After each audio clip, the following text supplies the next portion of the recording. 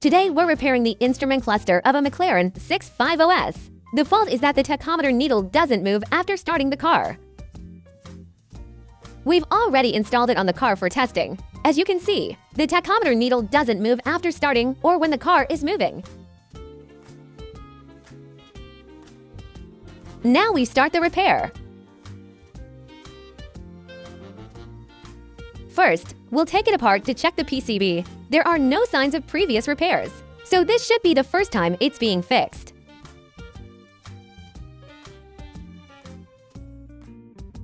We'll use a multimeter to check which components are damaged.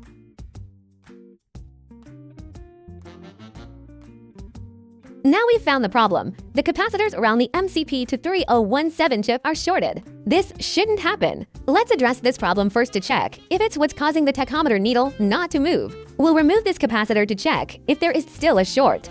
We've removed the capacitor. Now let's measure again with the multimeter. The pads are still shorted. We'll directly replace this chip.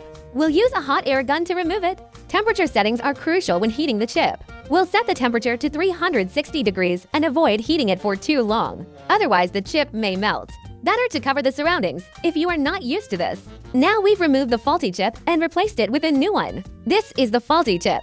Now we'll resolder it and measure again to check if it's shorted. Now it's not shorted and shows a normal reading. We'll resolder the capacitor we removed earlier, and then we can install it on our platform for testing. Now we've reinstalled the instrument cluster on the car. Let's start the car and check if the needle moves normally. If on platform all is okay, it should be all good, and we can install it on car. Now the instrument cluster needle shows the engine speed. Let's press the accelerator. The needle moves with it, displaying the engine speed. The repair of this 650S instrument cluster is complete. Thanks for watching.